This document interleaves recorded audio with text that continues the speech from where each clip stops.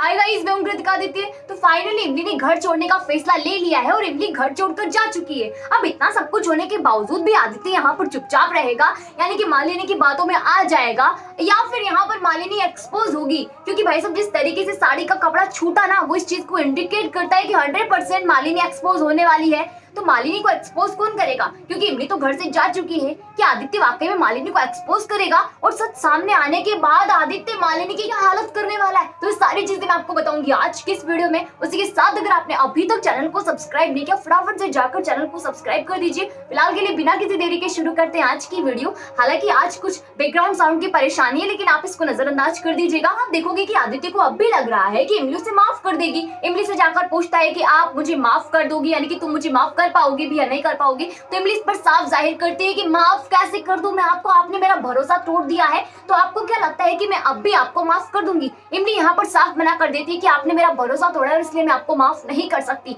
आदित्य पूछते है कि दिया जला रही हूँ, ये तो इसी चीज को इंडिकेट कर रहा है कि तुम मुझसे अब भी प्यार करती हो। इमली फटाफट दिए को बुझा देती है और कहती है कि देखो, दिए की तरह मेरा भरोसा भी बुझ चुका है, मैं इस घर से जा रही हूँ, हमेशा के लिए आपको छोड़ रही हूँ।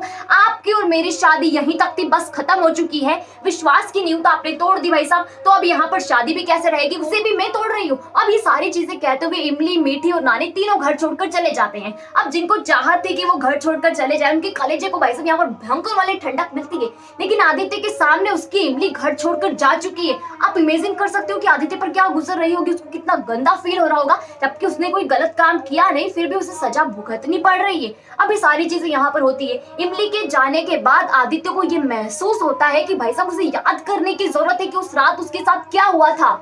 क्योंकि उसका मन ये मानने को तैयार नहीं कि इमली के साथ वो इतनी गलत हरकत कर सकता है और मालिनी के साथ रात बिता सकता है। भाई साहब यहाँ पर उसे शक हो चुका है इस चीज पर कि मालिनी कहीं झूठ तो नहीं बोल रही। अब वो जैसे ही सारी चीजें सोचते हुए अपने रूम में जाता है, तभी उसे आवाज आती है अनु और मालिनी के हंसने की। अब ये सारी आवाजें उसका दिमाग खराब कर देती है। अब उसे यहाँ पर उदासी फील हो रही है और कोई वहां पर इतनी भयंकर तरीके से हंस रहा है। वो जाता है तो देखता है कि अनु और मालिनी यहाँ पर भाई साहब भयंकर तरीके से हंस रही है।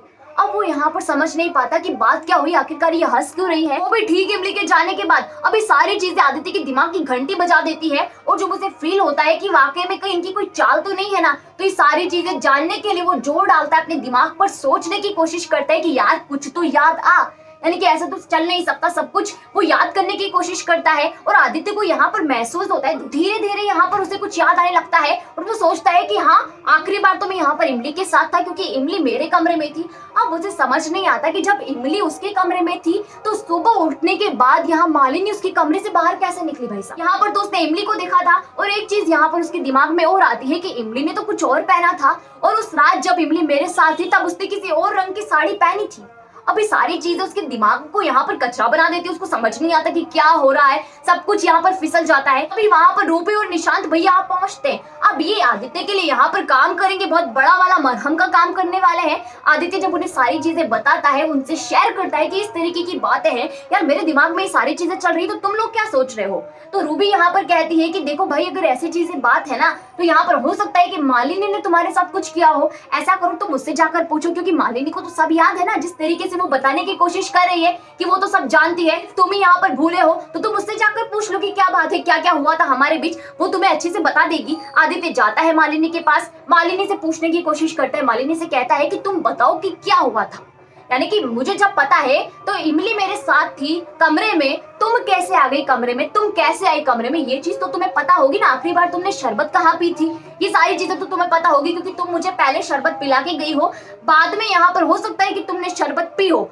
अब ये सारी चीजें सुनकर यहाँ पर मालिनी के दिमाग की घंटे बज जाती है भाई साहब, उसके पैरों तले जमीन खिसक जाती है। उसे लगता है कि कहीं ऐसा ना हो कि मेरा राज खुल जाए। मालिनी यहाँ पर हड़बड़ा जाती है और आदित्य को कहती है कि आप किस तरीके की बातें कर रहे हो, कि आपको मुझ पर भरोसा नहीं है, यानी कि उल्टी जाने लगती है। आदित्य की सारी बातों का उल्टा मतलब निकालने लगती है। आदित्य का शक वहां पर यकीन में बदल जाता है कि दाल में जरूर कुछ काला है, इस तरीके से मुंह क्यों बना रही है ये, यानी कि मैंने तो इससे कोई ऐसी बात पूछी ही नहीं। तो यहाँ आदित्य का शक थोड़ा थोड़ा और गहरा होता जा रहा है। अब आदित्य का शक सच में जब बदलेगा, जब वो सारे लोग यानी कि आदित्य, निशांत और रूबी जब इन सारी चीजों की तहकीकात कर रहे होते हैं, तब उन्हें यहाँ पर मिलता है वो साड़ी का टुकड़ा जो अनु से छूट गया था। वो भाई साहब यहाँ पर सबसे ज्यादा मजा आने वाला है, क्योंकि मालिनी के 9-2-11 होने का वक्त आ चुका है, क्योंकि मालिनी के बुरे दिन अब शुरू हो चुके हैं। आदित्य जब सारी चीजों के बारे में मालिनी नन्ही से पूछता है, उसको वो साड़ी का टुकड़ा दिखाता है, तो भाई साहब यहाँ पर मालिनी के चेहरे की हवाइयां तोते सब उड़ जाते हैं, चेहरे का रंग फीका पड़ जाता है, जिससे रूबी दीदी पकड़ लेती है। साथ ही में निशांत भी समझ जाता है कि भाई साहब यहाँ पर इसने ही कांड किया है, यही यहाँ पर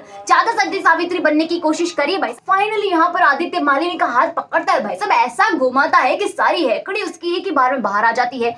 मालिनी यहाँ पर टहल जाती है, उसको समझ नहीं आता कि वो क्या करे, और यहाँ वो जैसे ही अनकंफर्टेबल फील करने लगती है, इनसिक्योर होती है, तभी वो अपने सारे राज उगल देती है। भाई साहब यहाँ पर आदित्य से कहती है कि तुम इमली के नहीं हो, तुम मेरे हो, मैं तुमसे प्यार करती हूँ, तुम सिर्फ मेरे रहोगे। और ये सारी सच्चाई जब सबके घर वालों के सामने आती है तो आप सोच सकते हो कि सभी को उसका असली चेहरा यहाँ पर पता लग जाता है, क्योंकि झूठ भी भाई साहब वही मेहमान है जो सिर्फ कम दिनों के लिए अच्छा लगता है। तो यहाँ पर मालिनी भी एक्सपोज हो जाएगी, मालिनी का राज सबके सामने आ जाएगा, तब जाकर इमली को मनाया जाएगा, इमली को सारी सच्चाई बताई जाएगी, और इमली को यकीन होगा कि मेरे मियाँ ने यहाँ पर, यानी कि मेरे हस्बैंड ने भाई साहब कुछ गलत काम नहीं किया, किसी के साथ ऐसा वैसा काम नहीं किया, वो सिर्फ यहाँ पर मेरे हैं और मैं सिर्फ उनकी हूँ। तो आप सोच सकते हो कि उनके लव लाइफ में किस तरीके का यहाँ पर मजा आने वाला है, किस तरीके से रोमांस यहाँ पर आपको दिखाया जाएगा। तो सारी चीजें आपको दिखाई जाएंगी, उसी के साथ मैंने आपको आगे आने वाले अपकमिंग ट्विस्ट की जानकारी दे दी है। अगर आपको आज की वीडियो अच्छी लगी हो तो वीडियो को लाइक कीजिएगा, शेयर कीजिएगा, कमेंट करके मुझे ये बताइएगा। मालिनी का राज सबके सामने आने के बाद सब जो मालिनी की क्लास लगाने वाले ना भाई साहब, उसके लिए आप कितना ज्यादा एक्साइटेड है, यहाँ पर आप कितना ज्यादा एक्साइटेड इस चीज के लिए